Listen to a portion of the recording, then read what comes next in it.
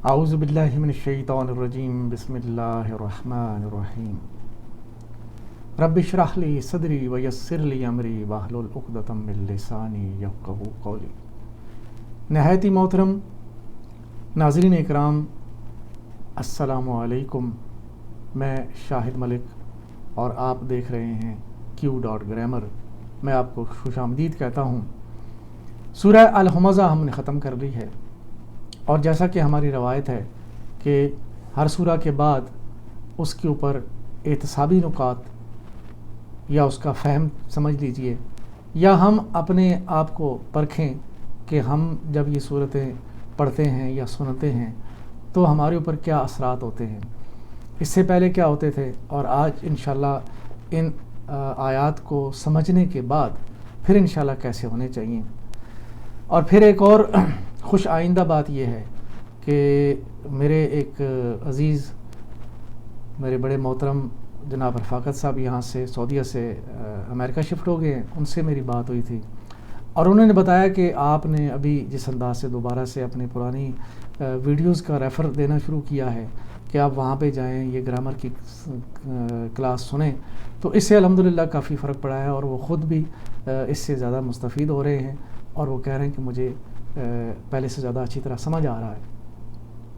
تو یہ میرے لیے بہت بڑی ایک خوش آئندہ بات ہے کہ الحمدللہ یہ چینل آلدو کہ بڑے سلولی گرو ہو رہا ہے، لیکن الحمدللہ یہ گرو ہو رہا ہے، سبسکرائبر بھی بڑھ رہے ہیں، ویوز بھی بڑھ رہے ہیں، اور اللہ کے فضل سے انشاءاللہ ایک وقت آئے گا کہ یہ بہت سارے لوگ اس سے فائدہ اٹھائیں گے اور اس کو آگے یعنی اپنے لیے صدقہ جاریہ بنائیں گے، لوگوں تک پہنچائیں گے۔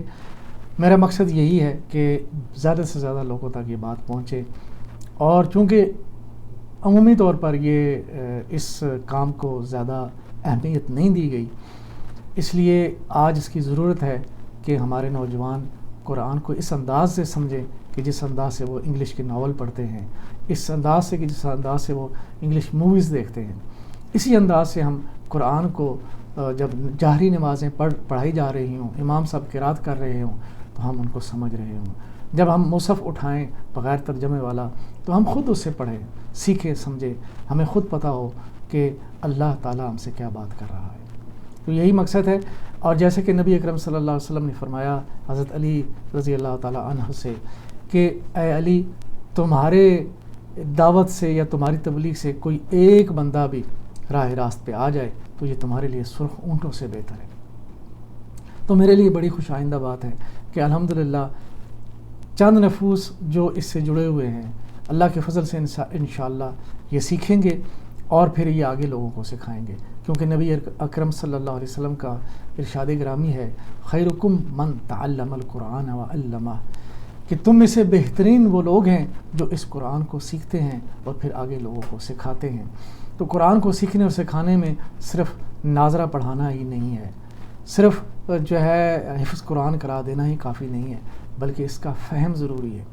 اپنے شاگردوں کو اور اپنے بچوں کو اس قابل بنائیں کہ وہ قرآن کو ڈائریکٹ پڑھیں اور اس سے ڈائریکٹ مستفید ہوں، خود سیکھیں، خود سمجھیں، اور جب آپ یقین کریں کہ جب نمازوں میں قرات کی جا رہی ہوگی اور آپ سمجھ رہے ہوں گے تو پھر آپ دیکھیے کہ آپ کی اس نماز کی کیا حالت ہوگی، پھر آپ کے اوپر کیا اللہ کا کلام کیسے اثر انداز ہوگا۔ وہ جو قرآن کہتا ہے کہ جب یہ پڑھا جاتا ہے تو لوگوں کے ایمان بڑھ جاتے ہیں، اور اس سے لوگوں کے جلود جو ہیں، جلدیں وہ نرم پڑ جاتی ہیں، رواں رواں جو ہے وہ کھڑا ہو جاتا ہے، انسان کا کانپ جاتا ہے۔ تو یہ اس تبھی ہوگا جب ہم قرآن کو اس انداز سے سیکھیں گے، سمجھیں گے، اور وہ وقت آئے گا انشاءاللہ کہ آپ اس سے جڑے رہیں۔ ریپیٹیشن سے بار بار چیزیں ریپیٹ ہو رہی ہیں، بار بار، اور پھر میں آپ کو بار بار ریفر کرتا ہوں کہ آپ گرامر کی کلاسز ضرور دیکھیں۔ آپ چینل میں جائیں، پلے لسٹ میں جائیں، پلے لسٹ میں جو گرامر کی کلاسز ہیں اس میں ساری کلاسز ان کے عنوانات سے موجود ہیں، آپ ضرور پڑھیں، سنیں، سمجھیں، اور پھر ان کو لوگوں تک بھی پہنچائیں۔ تو الحمدللہ اللہ کا شکر ہے کہ یہ کام جو ہے اللہ کے ہاں مقبول ہوتا جا رہا ہے اور لوگوں کے تک پہنچ رہا ہے۔ مزید ضرورت ہے کہ اس کو اور زیادہ اپنے جو کانٹیکٹس ہیں، اپنے جاننے والے ہیں، ان تک پہنچائیں تاکہ زیادہ سے زیادہ لوگ اس کام سے فائدہ اٹھائیں اور اپنی زندگیوں کو بدلیں۔ تو چلتے ہیں آج کے اعتصابی نکات سورہ الہمزہ کے اوپر۔ اعوذ باللہ من الشیطان الرجیم، بسم اللہ الرحمن الرحیم۔ یہ سورہ الحمدللہ ہم نے کور کر لی، اس کے جو گرامر کے جتنے بھی قواعد ہیں، جتنے بھی اس کی جو ہے اصول و قواعد ہم نے دیکھ لیے، سمجھ لیے۔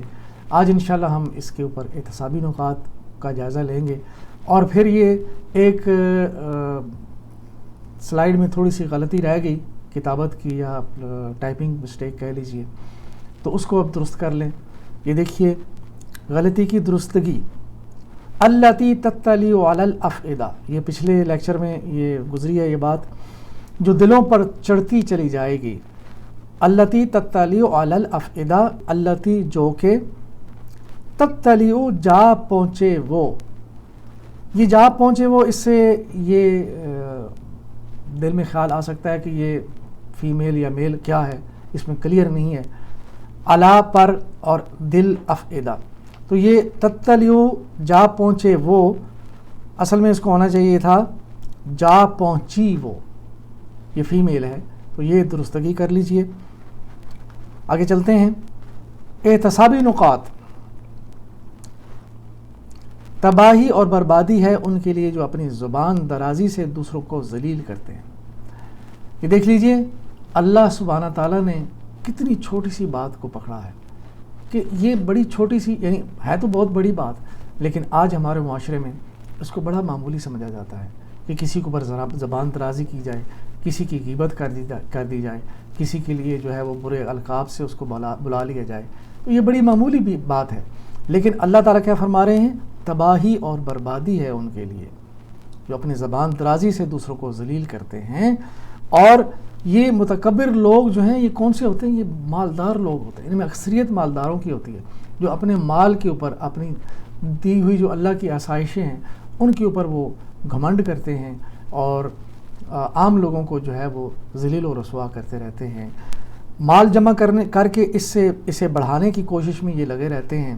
اپنے معاشرے میں دیکھ لیجئے اس طرح کے بے شمار کردار ہیں، یہ دنیا ہی میں برباد ہے، اپنے آپ کو سمجھتے ہیں کہ یہ بڑے کامیاب لوگ ہیں، لیکن اصل میں اللہ تعالیٰ نے فرما دیا کہ جو زبان درازی کرے، لعنتان کرے، غیبت کرے، عیب جوئی کرے، وہ اس کے لیے کیا ہے؟ ویل، تباہی ہے، بربادی ہے۔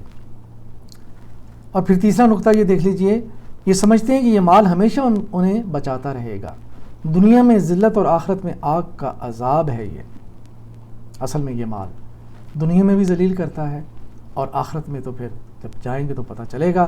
اور دیکھ لیجئے کہ وہ اس طرح کے جو لوگ ہیں جو اپنے مال پہ، اپنے مسندوں پہ، اپنے عہدوں پر اور اپنی طاقتوں پر گھمنڈ کرتے تھے، آج کہ دیکھ لیجئے کل کے ایوانوں کے بے تاج بادشاہ آج پابند سلاسل ہیں، عبرت کے نشان بنے ہوئے ہیں۔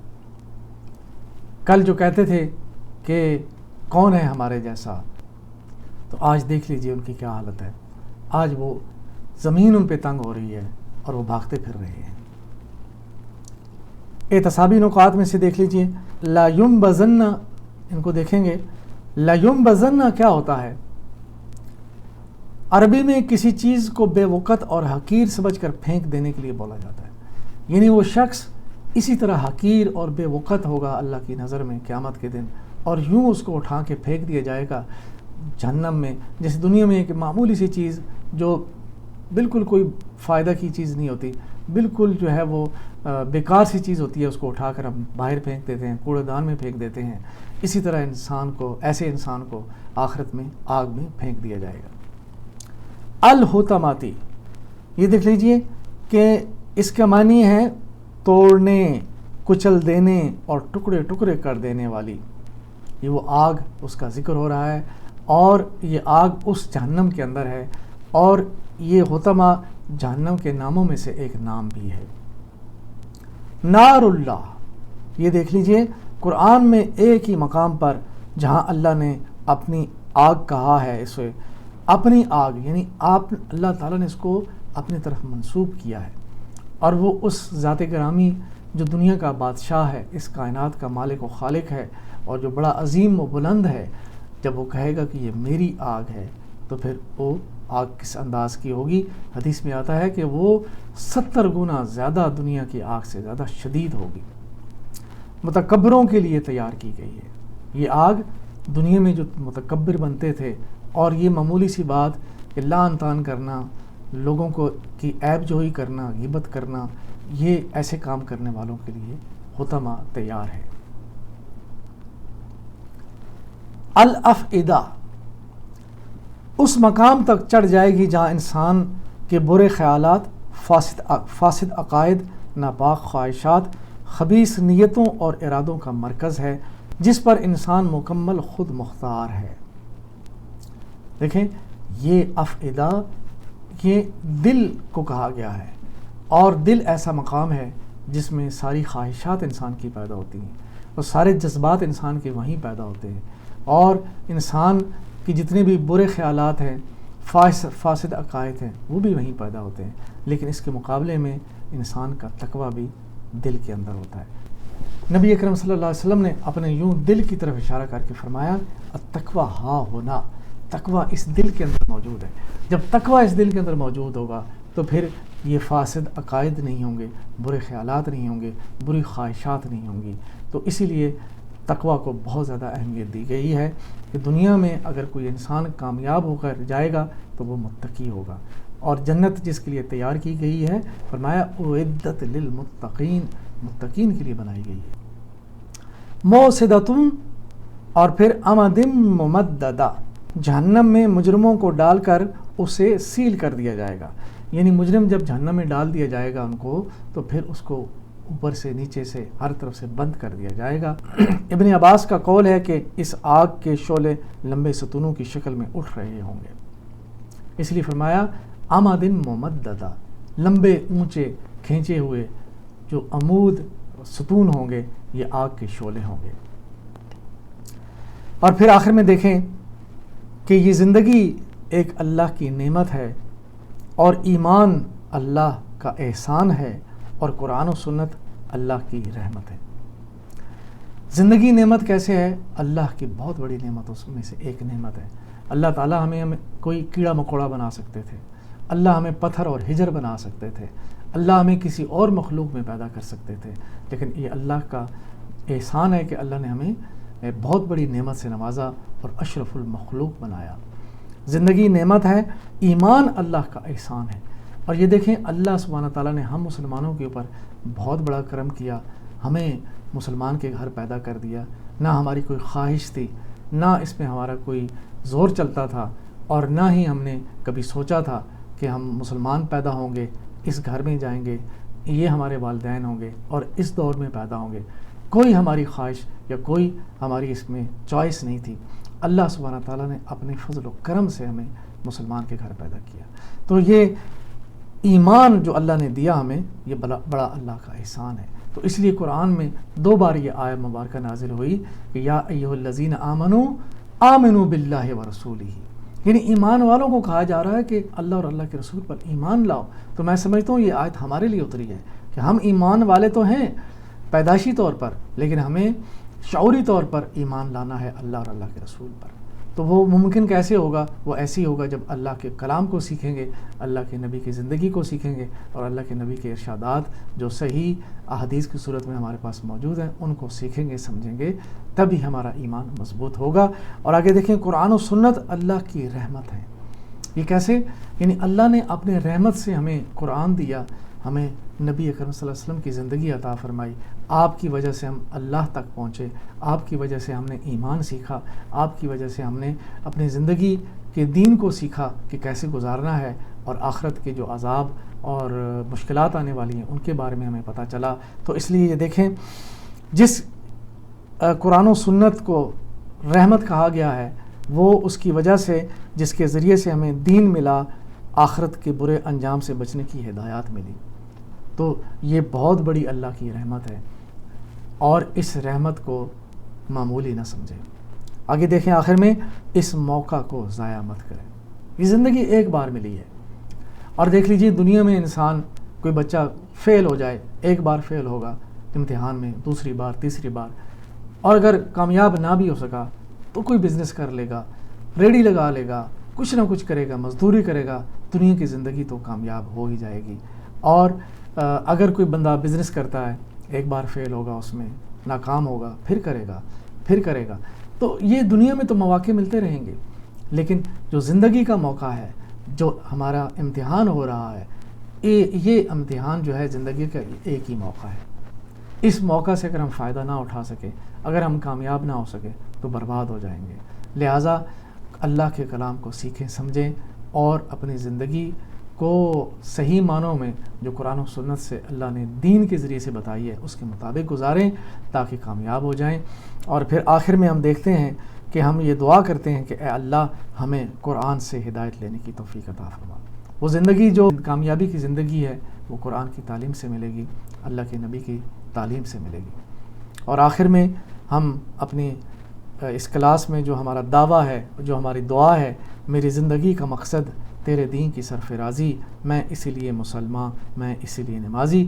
اللہ سے دعا ہے کہ اللہ تعالیٰ ہمیں نمازی بنائے، اور جب ہم نمازی بن جائیں اور اگر ہیں الحمدللہ تو پھر اللہ کے دین کی سربلندی کے لیے کھڑے ہو جائیں. جہاں جہاں جس حد تک ہماری پہنچ ہے اور ہمارے پاس جو صلاحیت ہے اس کو اللہ کے دین کی سربلندی کے لیے لگائیں اور اس کو لوگوں تک پہنچائیں تاکہ ہمارے لیے یہ صدقہ جاریہ بن جائے اور ہمارے لیے آخرت کا توشہ بنے. اور جب نامہ اعمال تلا جا رہا ہو تو اس وقت یہی تھوڑی سی ٹوٹی پھوٹی جو کوشش ہے یہ ہمارے نامہ اعمال کی نیکیوں کو بھاری کر دے اور ہمارے لیے جنت کے فیصلے ہو جائیں. وآخر دعوانا ان الحمدللہ رب العالمین والصلاة والسلام علی رسولہ الکریم. جزاکم اللہ خیرا.